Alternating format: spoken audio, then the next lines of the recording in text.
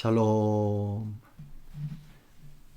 우리는 오늘 이 시간에는 창세기 3장 6절 말씀을 본문으로 해서 죄란 무엇인가 라는 제목으로 죄에 대한 정의와 그리고 사람이 왜 죄를 짓게 되는가, 그 다음에 죄의 삭스는 무엇인가에 대하여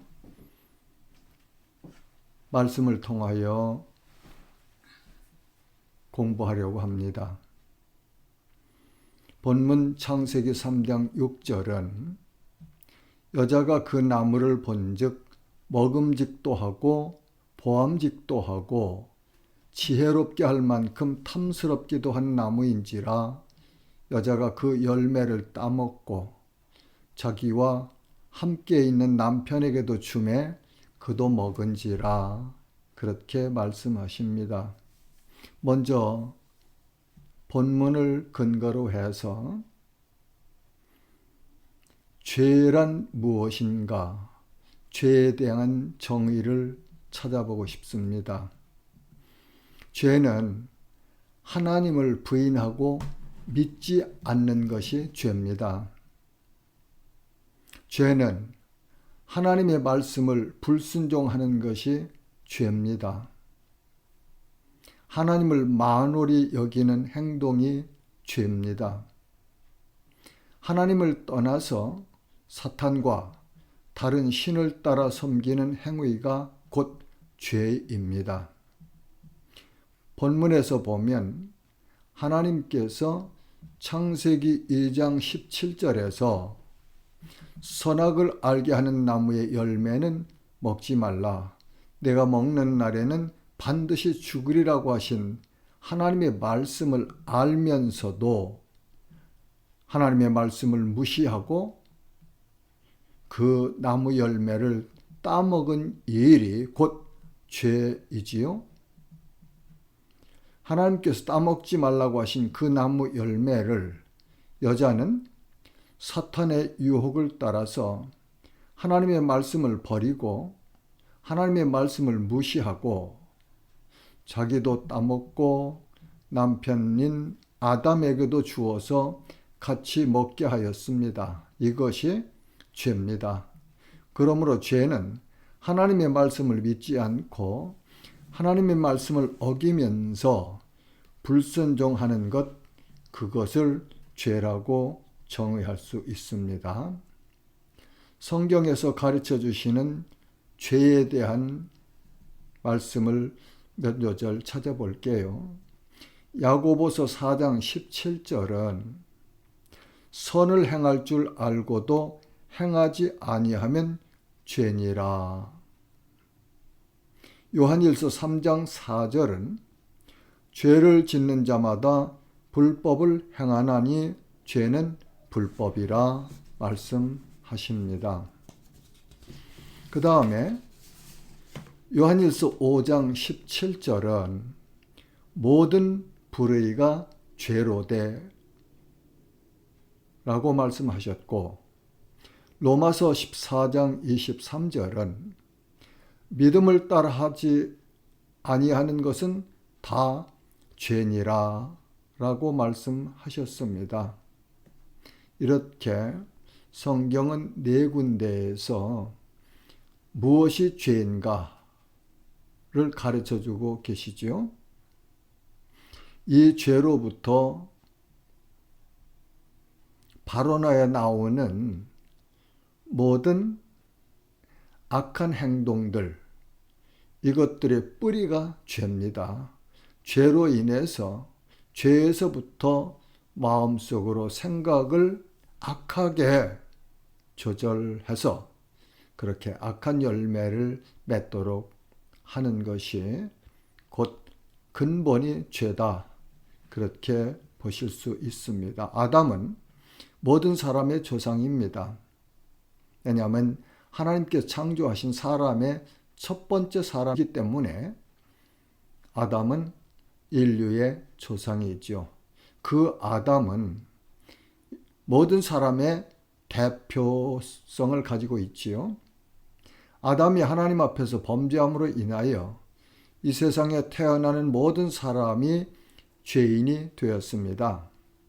로마서 5장 12절은 그러므로 한 사람으로 말미암아 죄가 세상에 들어오고 죄로 말미암아 사망이 들어왔나니 이와 같이 모든 사람이 죄를 지었으므로 사망이 모든 사람에게 이르느니라고 말씀하십니다. 다음에 왜 사람은 죄를 짓게 되는가? 죄의 유혹은 사람에게 욕심을 갖도록 충동합니다. 야고보서 1장 14절과 15절은 오직 각 사람이 시험을 받는 것은 자기 욕심에 끌려 미혹됨이니 욕심이 잉태한 즉 죄를 낳고 죄가 장성한 즉 사망을 낳느니라 고 말씀하십니다. 여자가 선악을 알게 하는 나무 열매를 따먹은 것은 여자의 마음속에 욕심이 들어왔습니다. 사탄의 거짓말은 창세기 3장 5절에 보면 너희가 그것을 먹는 날에는 너희 눈이 밝아져 하나님과 같이 되어 선악을 알 줄 하나님이 아심이니라는 말이 마음속에 파고들었던 것입니다. 피조물인 인간이 창조주이신 하나님처럼 될 수가 없습니다. 그런데도 불구하고 하나님처럼 될 수 있다는 유혹에 여자는 넘어갔습니다. 그래서 그들은 선악을 알게 하는 나무의 열매를 따먹었습니다. 본문 6절을 다시 한번 제가 읽겠습니다. 여자가 그 나무를 본즉 먹음직도 하고 보암직도 하고 지혜롭게 할 만큼 탐스럽기도 한 나무인지라 여자가 그 열매를 따먹고 자기와 함께 있는 남편에게도 주매 그도 먹은지라. 이렇게 하나님께서 창조하신 처음 사람 아담과 하와가 하나님 말씀에 불순종함으로 죄가 인류 속에 들어왔습니다. 잠언 4장 23절은 모든 지킬 만한 것 중에 더욱 내 마음을 지키라. 생명의 근원이 이에서 남이니라. 이렇게 사람이 죄를 짓게 되는 그 동기를 보면은 마음속에 욕심이 생겨서 욕심이 잉태되어서 그 욕심이 성장하여 곧 죄를 짓게 된다 하는 것을 알 수가 있습니다.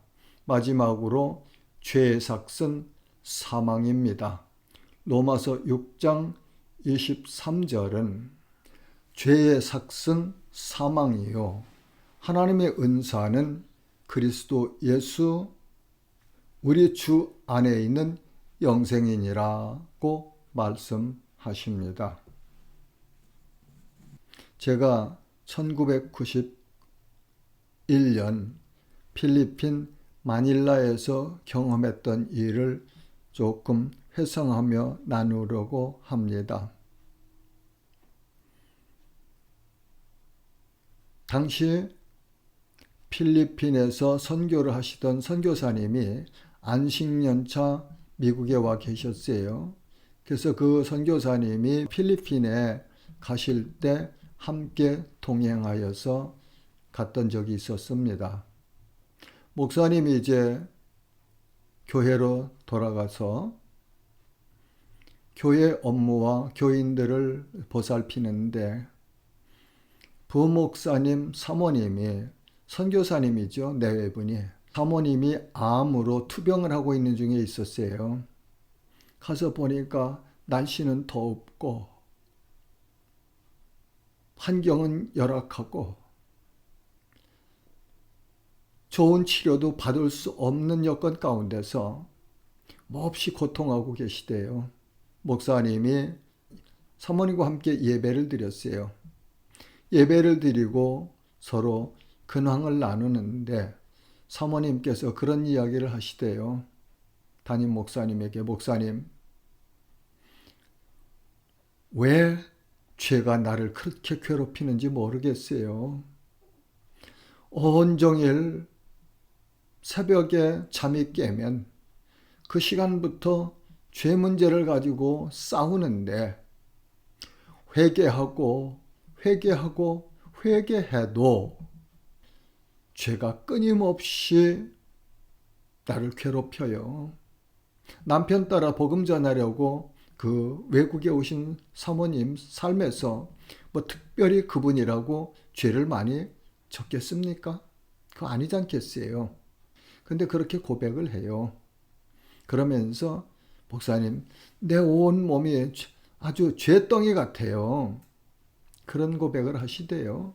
그러니까 담임 목사님이 다 들으신 다음에 그래요, 사모님. 우리는 우리 인간의 힘으로 우리가 가지고 있는 이 죄 문제를 해결할 수 있는 방법이 없습니다. 왜냐하면 우리 인간이 가지고 있는 지혜로 내가 진 죄를 어떻게 다 기억해서 회개해서 그 죄를 다 용서받을 수 있겠습니까? 우리가 우리의 모든 죄를 용서받는 길은 단 한 길밖에 없습니다.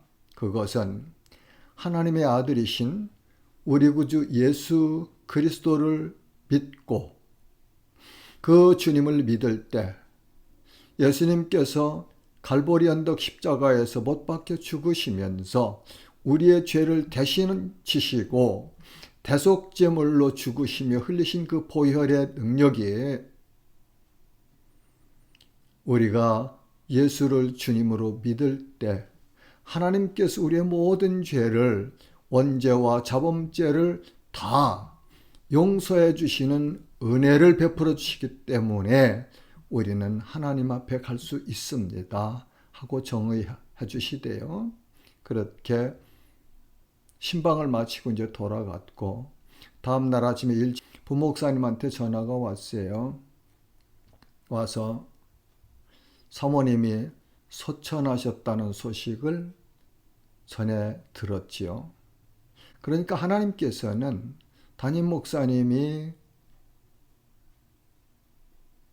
교회에 돌아올 때까지 사모님의 생명을 보존해 주셨고 그 신방을 하면서 사모님이 괴로워하는 그 죄 문제를 하나님의 말씀으로 위로하셨고 권면하셨는데 그 시간을 통해서 하나님께서 역사하시고 사모님 평안하게 그렇게 주님 품으로 돌아가는 과정을 보았습니다.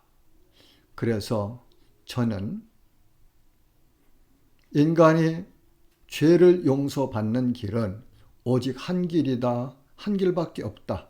그 유일한 길은 예수 그리스도를 주님으로 믿는 믿음을 통해서 하나님께서 주시는 죄 용서하시는 죄사함의 은총뿐이다 라고 결론을 지었습니다.